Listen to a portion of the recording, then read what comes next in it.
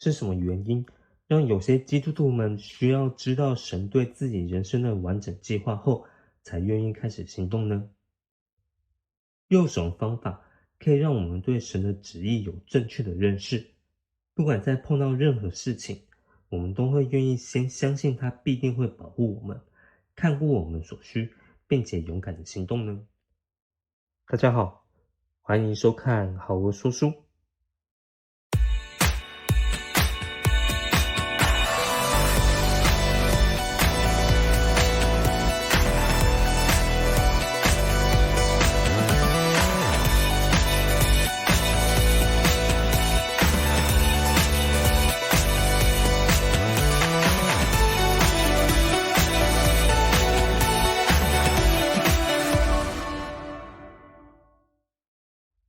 今天要为大家介绍的一本书叫做《神啊，你到底要我做什么》，邀请你乘坐知识列车，一同来发现答案。有些基督徒们在他们的一生当中，都一直努力在寻求神的旨意，好让他们能够在知道神对自己人生的完整计划后，才愿意开始行动。而造成这现象的根本原因，除了是担心自己在面临人生的重大抉择时，不小心做出了决定，而失去了神本来所要赐下的祝福。再来就是因为想要讨神的喜悦，拥有圆满的人生，享受那无拘无束的生活，有太多的选择，生性胆怯或懦弱怕事，而造成让寻求神旨意的事情，成为了他们逃避责任，不愿意进入成人期的借口。然而透过圣经的经文，我们可以知道，神对我们一生都有具体的计划，但是他没有期待我们先把它找出来后再做决定。而神的旨意又可分成以下3种类型。第一种，命令的旨意。你们当纪念上古以前的事，因为我是神，再没有别的神。我是神，没有神像我。我从起初就宣告末后的事，从古时就述说还未做成的事，说我的计划必定成功，我所喜悦的，我都必做成。第二个，渴望的旨意。凡劳苦担重担人，可以到我这里来，我就使你们得安息。我心里柔和谦卑，你们当步我的恶，学我的样式，这样你们心里就必得享安息。第三个，指引的旨意。我知道我向你们所怀的意念是赐平安的意念，不是降灾祸的意念，要叫你们末后有指望。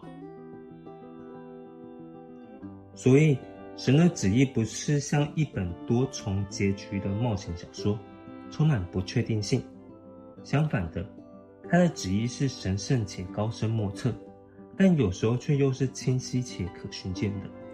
因为他是良善的神，他不仅赐给我们恩赐与才干外，他也邀请我们一起来参与他转变世界的美好计划中。即使在我们不知道这计划的完整内容是什么，并且知道在执行计划的过程当中，我们有可能会遇上未知的危险与挑战时，但我们还是会愿意先来求他的国和他的义，与神同行，相信他必会保护我们，看顾我们所需，让我们内心是充满信心、盼望与平安。另外，使徒保罗深信，只要我们愿意分别出来过圣洁的生活，常常喜乐，不住祷告，凡事谢恩，除了透过圣灵的引导而让我们可以多结果子，渴慕可以更多的认识他外，我们也能够被圣灵充满而满有耶稣的样式。所以只要我们愿意天天决定为基督而活，并向自己死，相信他必会常与我们同在，直到这世界的末日。我们晓得万事都互相效力，叫爱神的人得益处，就是按他旨意被召的人。因为他预先所知道的人，就预先定下效法他儿子的模样，使他儿子在许多弟兄中做长子。预先所定下的人又召他们来，所招来的人又称他们为义，所称为义的人又叫他们得荣耀。既是这样，还有什么说的呢？神若帮助我们，谁能抵挡我们呢？神既不爱惜自己的儿子，为我们众人舍了，岂不也把万物和他一同白白的赐给我们吗？这就是神啊，你到底要我做什么的书中精华。若想要知道更多书中内容，欢迎到书店选购。最后，谢谢你的收看，愿在神的同在下，让你每天都过得健康、平安和喜乐的生活。好好说书，我们下次见。